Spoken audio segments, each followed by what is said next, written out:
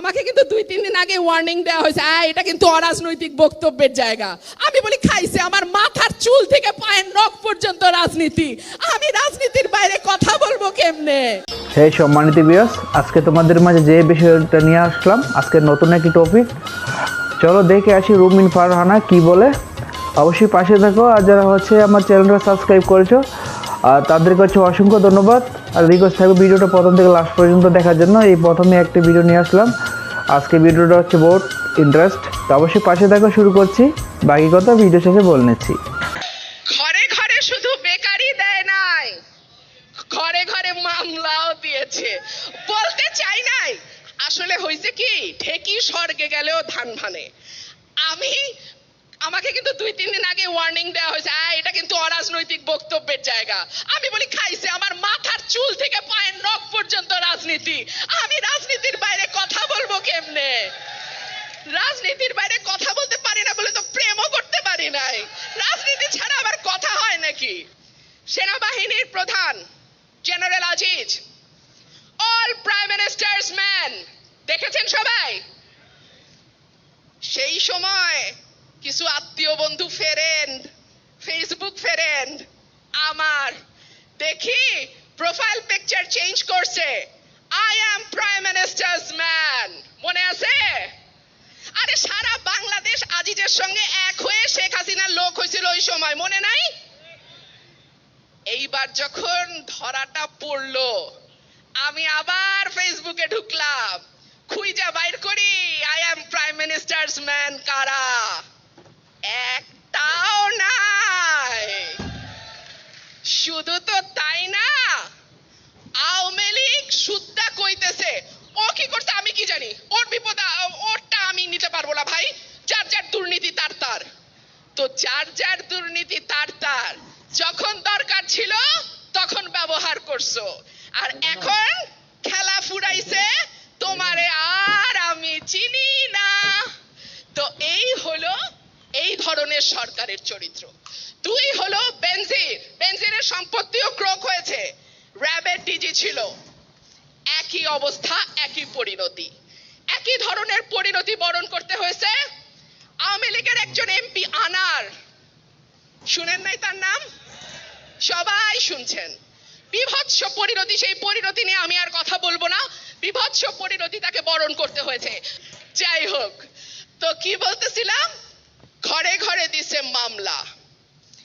বিরোধী দল একটা সময় মানুষ ভাবতো বিএনপি করে, আচ্ছা ঠিক আছে ওদের সাথে না মিশলেই হবে, আমি দাওয়াত দিলে আত্মীয়রা আসে না, প্রমোশন আটকায় যাবে, ব্যবসা বন্ধ হয়ে যাবে, আরো কি কি কি কি জানি সমস্যা হবে, আসে না। আমি বলে আচ্ছা থাক, আমার টাকা বাঁচলো, খাওয়াইতে লাগলো না, ভালো কথা, সম্পর্ক রাখে না।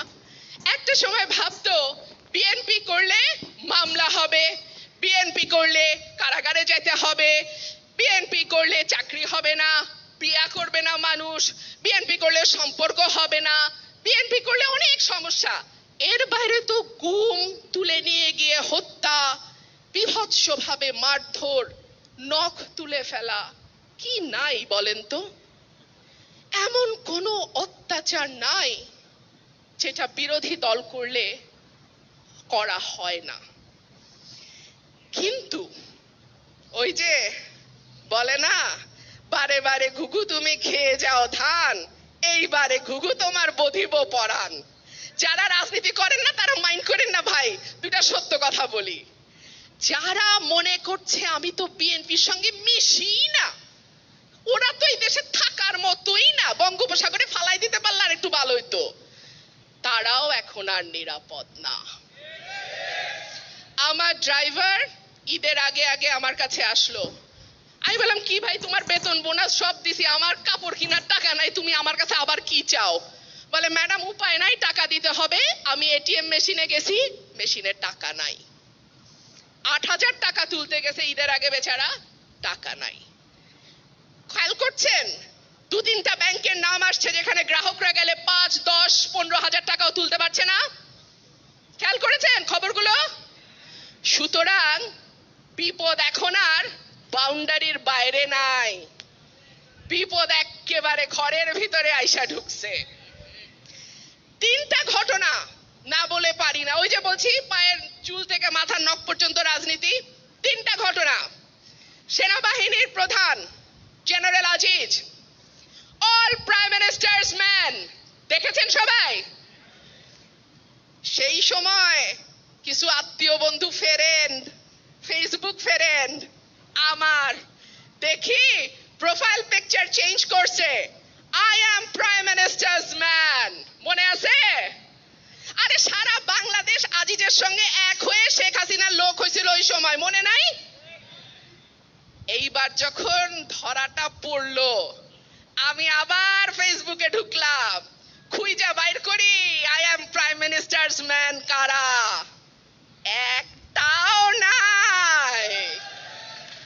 শুধু তো তাই না, আওয়ামী লীগ সুদ্দা কইতেছে ও কি করছে আমি কি জানি, ওর বিপদ ওরটা আমি নিতে পারবো না ভাই, যার যার দুর্নীতি তার তার। তো যার যার দুর্নীতি তার তার যখন দরকার ছিল তখন ব্যবহার করছো, আর এখন খেলা ফুরাইছে তোমারে আর আমি চিনি না। তো এই হলো এই ধরনের সরকারের চরিত্র।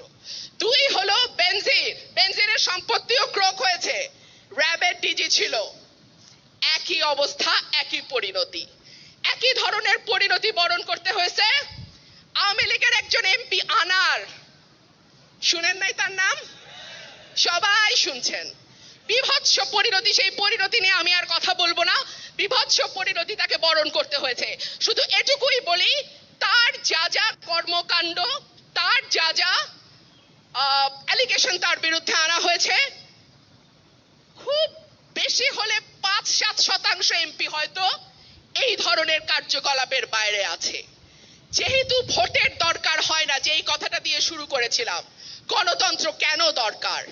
দরকার এ কারণেই যে তাহলে অন্তত 5 বছর পর পর মানুষের কাছে ফিরে আসার একটা জায়গা তৈরি হয়। এবং ভারতে মোদী সরকারের অনেক সমালোচনা আছে। মোদী সরকার ধর্মের কার্ড খেলে, মুসলমান সম্পর্কে জাতা বলে, শুধু তাই না, মুসলমানদের উপরে নৃশংসতম অত্যাচার ভারতে এইভাবে মোদী সরকারের সময় যেরকম হয়েছে অতীতে কখনো হয় নাই। কিন্তু সেই মোদীকেও যেহেতু ভোটের জন্য মানুষের কাছে ফিরতে হয়, মোদী ভারতের 81 কোটি মানুষের জন্য, গরিব মানুষের জন্য 5 কেজি চাল প্রতি মাসে বিনা পয়সায় দেয়, কারণ সে জানে এই মানুষগুলার ভোট তার লাগবে। মোদী, এই জঘন্য মোদী একটা আয়ুষ্মান ভারত বলে প্রকল্প চালু করেছে, যেই প্রকল্পের অধীনে 50 কোটি মানুষ, একদম দরিদ্র যারা 50 কোটি তেমন মানুষ স্বাস্থ্য সেবা হিসেবে বছরে 5 লক্ষ টাকা পায়। এই টাকা দিয়ে তার চিকিৎসার খরচ সে মেটাতে পারে। বাংলাদেশেও সম্ভব, কিন্তু তার আগে কি দরকার? কি দরকার? ভোটাধিকার প্রতিষ্ঠা করা দরকার। ভোটের অধিকার। আমার প্রতিনিধি আমি বেছে নেব, যাকে খুশি তাকে বেছে নেব।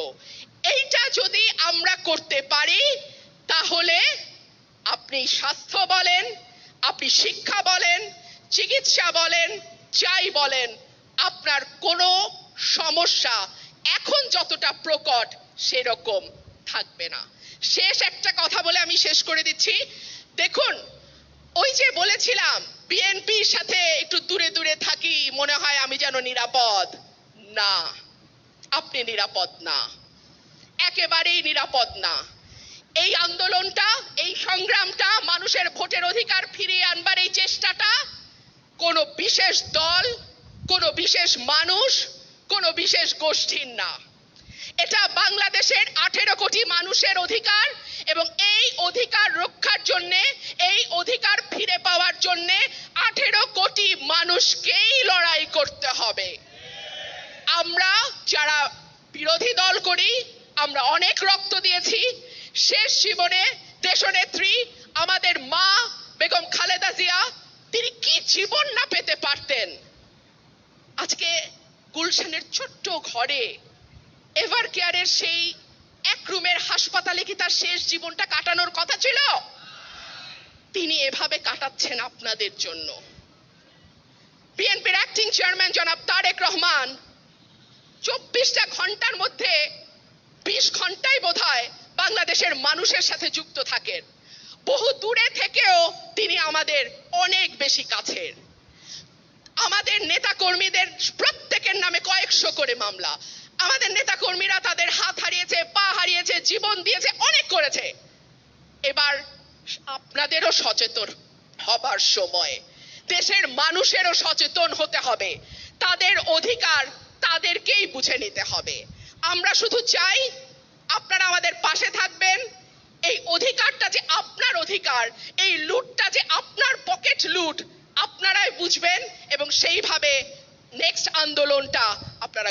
সম্মানিত ভিউয়ার্স, তোমরা দেখতেই পারছো উনি হচ্ছে যা বলেছেন সব কিছু রেফারেন্স দিয়ে সব কিছু বলেছেন। মানুষ যে অল্প মানে সহজে বুঝতে পারে ওনার কথাগুলো। তো যে কথাগুলো বলেছেন ওনার অনেক কথায় যুক্তি ছিল, অনেক কথাই আমার ভালো লেগেছে। তোমাদের কাছে কেমন লেগেছে অবশ্যই কমেন্ট বক্সে লিখতে ভুলবা না, জানিয়ে দিবা তোমার মধ্যে মন্তব্য। আর যারা আমার সাবস্ক্রাইবার আছে অবশ্যই রিকোয়েস্ট থাকবে তোমাদের কাছে চ্যানেলটাকে একটা লাইক দেওয়ার জন্য। আর অবশ্যই জানাই দিবা তোমাদের কেমন ধরনের ভিডিও লাগবে, আমি নিয়ে আসার চেষ্টা করব।